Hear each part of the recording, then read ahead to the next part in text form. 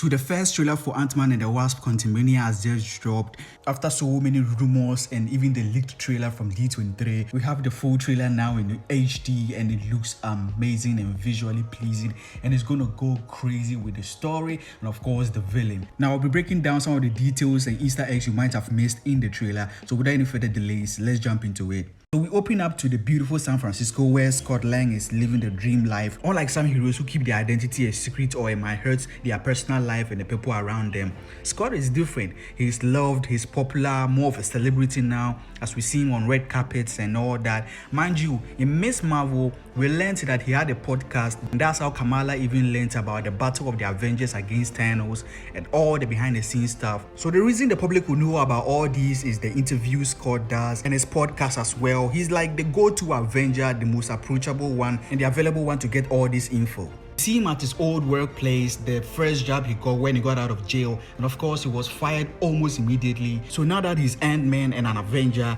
they are of course recognizing him as part of their establishment and celebrating him with the employee of the century. Like, wow. Honestly, Scott is just a nice guy, because with me I would have said nope, because it's obvious that they are just riding on his popularity and all that. We see a shot of him giving a kid a high five who was an Ant-Man backpack. Probably there's even more merch based on him, and there's definitely an uptick on his popularity to say the least since Avengers Endgame. I'm Ant-Man. They're Hulk fans. It makes sense since he literally saved the universe. Yes, we know Tony Stark snapped, but Scott was the one who came up with the quantum and time travel plans in the first place. A way that we could enter the quantum realm at a certain point in time, but then exit the quantum realm at another point in time, like before Thanos. See him and Hope attending a red carpet event of the Global Service and Humanitarian Award, where presumably he's going to receive an award for helping save the universe. Now, just like celebrities, not everyone knows who they are, and it's the same with Scott, as we see this old man calls him by the wrong name. Thank you, Spider-Man! I personally think he's old and has a terrible memory, or maybe Marvel being Marvel are calling back to this joke in Infinity War. Who's Scott? Ant-Man. There's an Ant-Man and a Spider-Man? We then shift to the home of the Pyms, where we see Casey, who has been recast, now played by Katherine Newton. Most of you recognize her in Pikachu or Big Little Lies. And it looks like the family are in a lab with screens of maps and locations of different places. There are posters also. It looks like they are also tracking communications and places that need help, as they are even more active in the superhero life, as we see. And Scott is an Avenger after all. So Casey even creates a quantum signal that lets people reach out, from down there when they need help. And of course, Janet, knowing fully well of the horrors and dangers of the quantum realm and maybe knows Kang, tries to get Casey to turn it off immediately, but it looks like things don't go the way they want and a burst of energy just sucks them in, almost as if someone was pulling them in. Maybe even Kang, considering we know later on that he wants something from them or needs their help. We'll talk about Kang later in the video about who he is and what he actually wants. So the whole family is sucked into the quantum realm, which in the comics was called the microverse, a different universe inside our own with different civilizations and people, as we see here. Scott and Casey are together as they arrive, probably because he let go almost immediately and followed there. And as we can see in this place, it looks crazily phenomenal. It's beautiful and chaotic, and there's vortexes all around them, probably gateways to different dimensions, timelines, or realities. We see Scott in a super suit which he was not wearing before. Maybe it was shrunk down in his pocket, or also they have advanced it since everyone is into nanotech in the MCU now. So Scott and Casey are surrounded by the natives here, all different and unique, and it seems that there are people living outside the main city, the outsiders, or maybe the resistance, people who don't want to live under the control of Kang. A little later in the trailer, we see a shot of someone sitting, having her tea time or whatever, and staring at 4 beams of light, a comet of some sort, coming across the beautiful sky. I think that's Scott, Casey, Hope, Janet, and Hank, and that brighter one is Scott and Casey since they are together. This beam here is Hope, who is separated from everyone, and Hank and Janet are close to each other. So at this point, they all now have to find each other. We hear Janet explaining what the quantum realm is, since she has the most experience with it. It's a secret universe beneath ours. We see Hank, Janet, and Hope reunited, and they are riding the giant of an animal. Janet is the one controlling it, making sense since she spent 30 years here and knows a lot more than this. Of course, it wouldn't be a Marvel movie without someone in a disguise. Relax. No one one's gonna recognize us. What, because of hats and sunglasses? It's not a disguise, Hank. We look like ourselves at a baseball game. And we see the family wearing one as they navigate the area, and Jenny says this. There's something I never told you. Yep, it means Janet slept with King and they had a baby, and Janet ran off with the kid outside the city and left him there to keep him safe. That's how Hank was able to find her outside, in the quantum realm, out of nowhere, just walking. I'm kidding. I bet some of you were like, what the hell is going on? Did that really happen?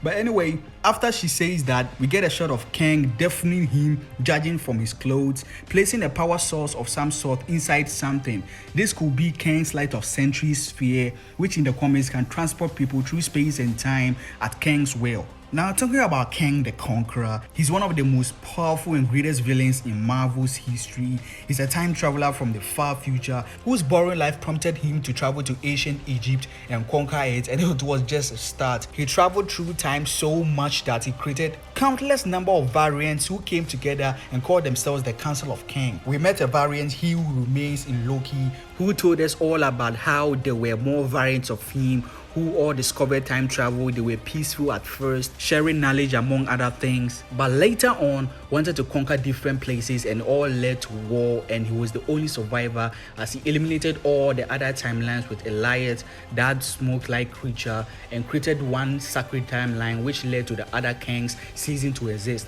After he was killed, as he kept opening up and telling Sylvie, warning them, all the other timelines branched off from the sacred timeline, and the ending scene showed that a variant of Kang had conquered the TVA, which continues in Loki season 2, the story of course. Now the Kang that we see in this movie, per what Jonathan Majors says, is a warrior and may be the one that escaped during the multiversal war into the quantum realm. And remember, this realm exists outside of time and space. So even though He Who Remains created the sacred timeline and in so doing eliminated all the other Kangs, it didn't affect this Kang cause he was outside all of that. And he couldn't leave because if he did, he would fade away or cease to exist. But now that everything is back to normal and the multiverse is now opened, he's free. Of course, he will know that. That's why he needs Scott's help in doing so. We also see the city of Kang, Chronopolis, as it was in the comics, a massive city created and ruled by Kang. We see many forces of his and ships which are powered by this blue glowing orb, which is the same blue glow coming out of his hands. Now through this part of the trailer, we hear Kang telling Scott that he's lost a lot of time, but time isn't a straight line,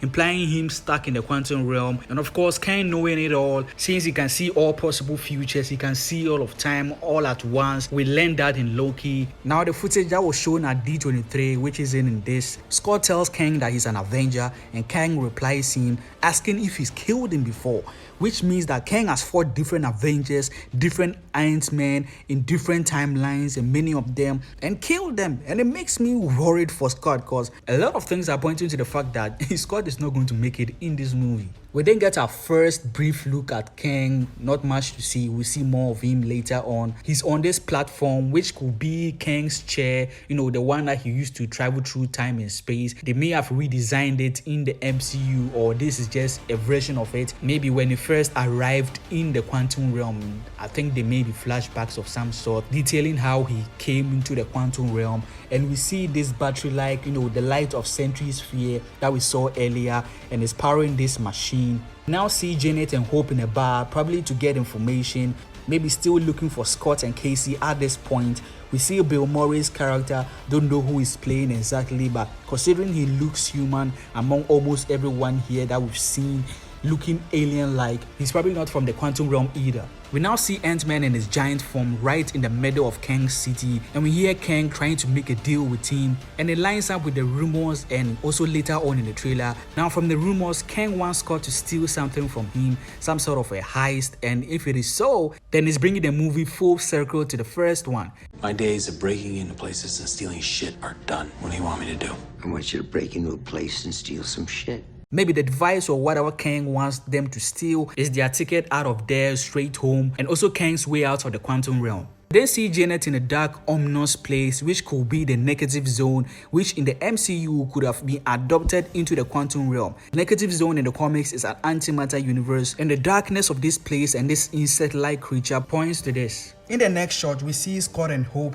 and Hank and Janet on a ship, and it looks like reality is refracting around them. Scott looks bloodied up, looks like he's been through hell and had it rough, and the only one not there is Casey, who maybe I'm thinking is the cause of all this, and how maybe she may get her superpowers, maybe even be the way out for Hank, since she's the one who even started and even caused all this in the first place. In the next shot, things have just gone bonkers and the refractions have gotten worse. Don't know what is going on, but Scott is running in the midst of several variants of himself. Maybe the fraction or whatever is causing this has made duplicates of himself, or maybe there are other variants of himself that are trying to also do Kang's bidding, for their own personal reasons. We then see Giant Man beside Scott, who has turned into fantastic spaghetti.